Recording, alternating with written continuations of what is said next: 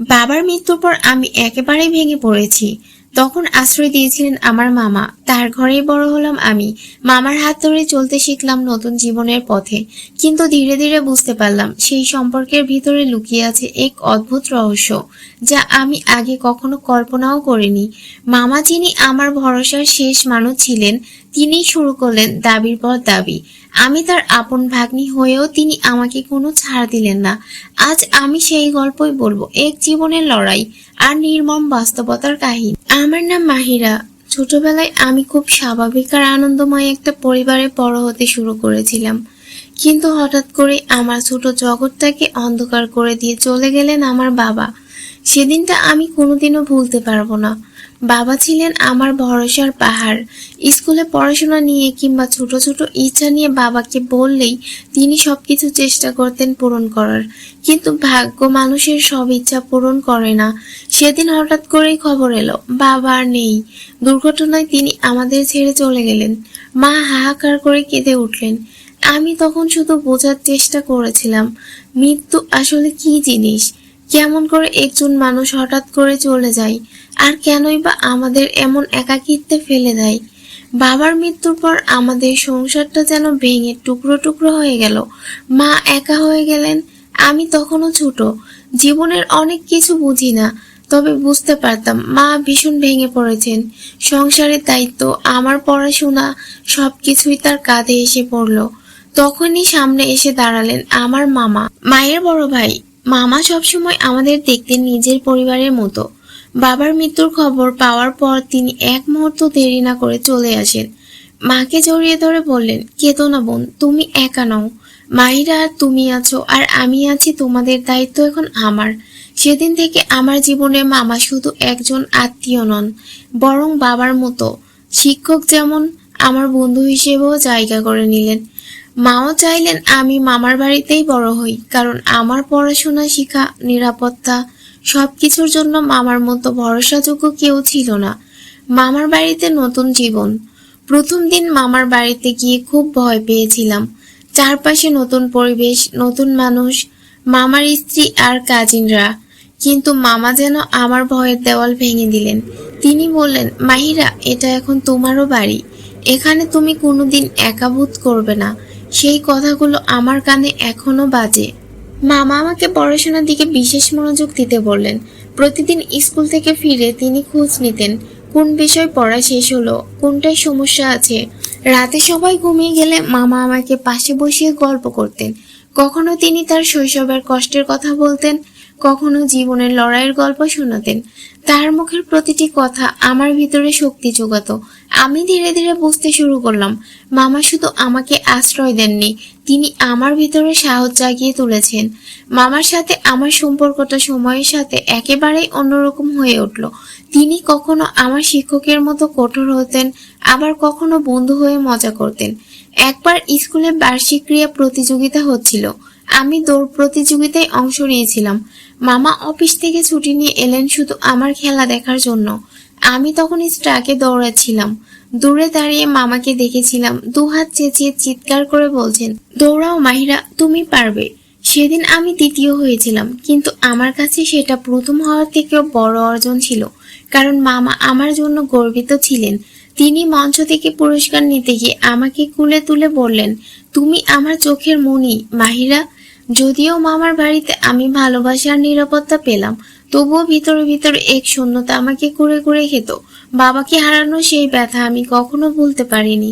রাতে খাটে শুয়ে প্রায়ই ভাবতাম, যদি বাবা থাকতেন আজ কেমন হতো। তখন মামা পাশে এসে বসতেন, হয়তো কিছু না বলেই শুধু আমার মাথায় হাত বুলিয়ে দিতেন। সেই স্পর্শে আমি শান্তি পেতাম। মনে হতো হয়তো বাবা নেই, কিন্তু মামাই আমার জন্য বাবার জায়গা পূরণ করছেন। মামা আমাকে শুধু পড়াশোনায় শিখিয়েই থামেননি, তিনি শিখিয়েছেন মানুষকে সম্মান করতে হয়, কষ্টের মধ্যেও আশা ছাড়তে নেই। তিনি সবসময় বলতেন, মাহিরা, তোমাকে একদিন বড় মানুষ হতে হবে, শুধু ডিগ্রি নিয়ে নয়, মানুষ হিসেবে বড় হতে হবে। এই কথাগুলো আমার মনে গেঁথে গিয়েছিল, তাই আমি পড়াশোনায় আরো মনোযোগী হলাম। মাও মামার পাশে থেকে আমাকে সবভাবে সহযোগিতা করলেন। আমার ছোট পৃথিবী বদলে গেল। মামার বাড়ি, মামার ভালোবাসা আর জীবনের প্রতি নতুন স্বপ্ন, এসব মিলেই তৈরি হলো আমার নতুন যাত্রা। এভাবেই ধীরে ধীরে আমি মামার ছায়ে বড় হচ্ছি, বাবার অভাব বুকে নিয়ে, কিন্তু মামার ভালোবাসা হৃদয়ে ভরা। আমি জানতাম জীবন এখনো অনেক লম্বা, অনেক পথ পাড়ি দিতে হবে, কিন্তু একটা জিনিস নিশ্চিন্তভাবে বুঝেছিলাম, আমি একা নয়, কারণ আমার মামা আছেন। মামার বাড়িতে আমার জীবন নতুন ভাবে গড়ে উঠছিল। স্কুলে নিয়মিত যাওয়া, পড়াশোনার প্রতি আগ্রহ আর মামার অদম্য উৎসাহ, সব মিলিয়ে আমি যেন নতুন আলো খুঁজে পেয়েছিলাম। মাও স্বস্তি পেয়েছিলেন যে আমি নিরাপদ হাতে আছি। কিন্তু সময়ের সাথে সাথে আমি বড় হতে লাগলাম। ছোট্ট মেয়েটা কিশোরী হলো, আর কিশোরী থেকে ধীরে ধীরে কিশোর বয়স পেরিয়ে উঠল তারুণ্য। এ বয়সে মেয়েদের ভিতরে যেমন নতুন স্বপ্ন জন্ম নেই, তেমনি চারপাশের দৃষ্টি আর কথার ভঙ্গিমাও পাল্টে যায়। শুরুতে মামা আমার 1 নম্বর সমর্থক ছিলেন। পরীক্ষার আগে রাত জেগে আমাকে পড়াতেন, বলতেন, মাহিরা, তুমি পড়াশোনায় সফল না হলে তোমার বাবার আত্মা কষ্ট পাবে। আমি চাই তুমি সবার চোখে গর্বিত হয়ে ওঠো। সেই কথা শুনে আমি আরো জোরে পড়াশোনায় মন দিলাম। স্কুলে টানা ভালো রেজাল্ট করলাম।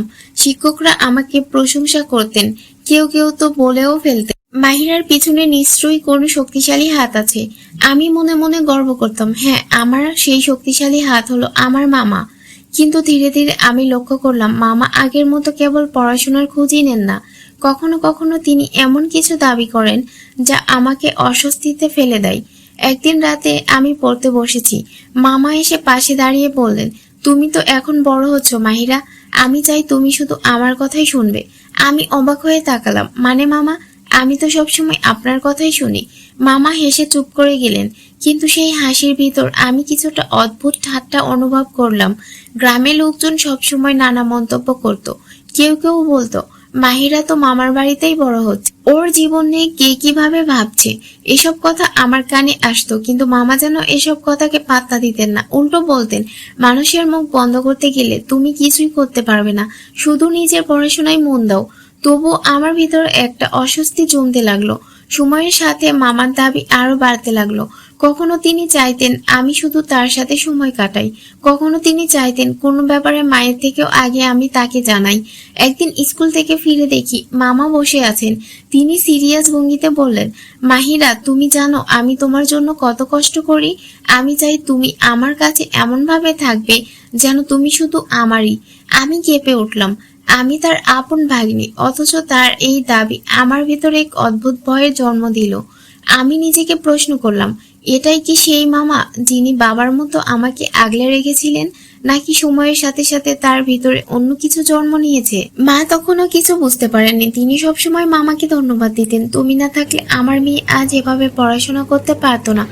আমি মায়ের সামনে কিছু বলতে পারতাম না, কিন্তু ভিতরে ভিতরে আমি যেন একটা অচেনা অন্ধকারে ঢুকে যাচ্ছিলাম। আমার ভিতরে তখন দুটো লড়াই চলছিল। একদিকে মামার কাছে পাওয়া ভালোবাসা, নিরাপত্তার স্বপ্নের জ্বালানি, অন্যদিকে সেই দাবির বেড়াজাল, যা আমার জন্য হয়ে উঠছিল এক অদ্ভুত বোঝা। দিনের পর দিন কেটে যাচ্ছিল সংগ্রাম আর পরিশ্রমের ভিতর দিয়ে। বাবাকে হারানোর শূন্যতা আমাকে প্রতিনিয়ত কষ্ট দিত, কিন্তু মামা সেই দৃষ্ট হাত আমাকে ভরসা দিত। কখনো কখনো অভাবের কারণে স্কুলের ফি দিতে দেরি হতো, বই কেনার টাকা থাকতো না, কিংবা নতুন জামার বদলে পুরনো জামাতেই চলে যেত। আমি ভিতরে ভিতরে কষ্ট পেতাম, কিন্তু মামা সবসময় বলতেন, মাহিরা, কষ্ট একদিন থাকবেই না, শুধু লেগে থাকো, পড়াশোনায় তোমাকে বদলে দিবে। এই কথা আমাকে শক্তি দিত। ত্যাগের দিনগুলো, মামা নিজের সুখ সুবিধা ত্যাগ করতেন আমার জন্য। তিনি হয়তো নিজের প্রয়োজনীয় জিনিস কিনতেন না, কিন্তু আমার পড়াশোনার খরচটা জোগাড় করে দিতেন। আমি দেখতাম তিনি গভীর রাত পর্যন্ত কাজ করেছেন, ক্লান্ত শরীরে ফিরেছেন বাসায়, কিন্তু আমার বইয়ের টাকা যেন কোনোভাবেই বাকি না থাকে। মাঝে মধ্যে আমি কাঁদতাম, মামা এত কষ্ট করেন কেন? আমি হয়তো আপনার আশা মতো কিছুই হতে পারবো না। মামা মুচকি হেসে বলতেন, তুমি যদি চেষ্টা করো তাহলে তুমি আমার স্বপ্ন। মনে রেখো, আমি শুধু চাই তুমি মানুষ হও। বছরের পর বছর সেই লড়াই চলল। পরীক্ষার সময় আমি রাত জেগে পড়তাম, আর মামা আমার পাশে বসে থাকতেন। কখনো 1 কাপ চা বানিয়ে দিতেন, কখনো ক্লান্ত চোখে শুধু তাকিয়ে থাকতেন। অবশেষে ফলাফল এলো, আমি ভালো নম্বর পেলাম। তারপর ভর্তি পরীক্ষায়ও পাশ করলাম। সেই দিন মামার চোখে আনন্দের অশ্রু ঝলমল করতে দেখছিলাম, কিন্তু ফিসফিস করে বলেছিলেন, আজ মনে হচ্ছে আমি হেরে যাই। ক্রমে আমি উচ্চশিক্ষা শেষ করলাম, নিজের যোগ্যতায় একটা ভালো চাকরি পেলাম। জীবনে সেই অভাব অভিযোগ একে একে মিলিয়ে গেল। কিন্তু আমি জানতাম এই সাফল্য আমার একার নয়, এর পিছনে লুকিয়ে আছে মামার অগণিত ত্যাগ আর ভালোবাসা। একদিন আমি তাকে বললাম, মামা, আজ আমি যা হয়েছি সবই আপনার জন্য। আপনি না থাকলে হয়তো আমি মাঝপথেই হেরে যেতাম। মামা শুধু হাসলেন আর বললেন, না মা, এটা তোমার পরিশ্রম। আমি শুধু তোমাকে একটু পথ দেখিয়েছি। আজ আমি প্রতিষ্ঠিত, মানুষের ভিড়ে দাঁড়িয়ে গর্ব করে বলতে পারি, আমার বাবা না থাকলেও আমার মামা ছিলেন, তিনি আমাকে মানুষ করেছেন। জীবনে যতই কষ্ট আসুক, মামা আমাকে শিখিয়েছেন ত্যাগ, ধৈর্য আর ভালোবাসাই মানুষকে বড় করে তোলে।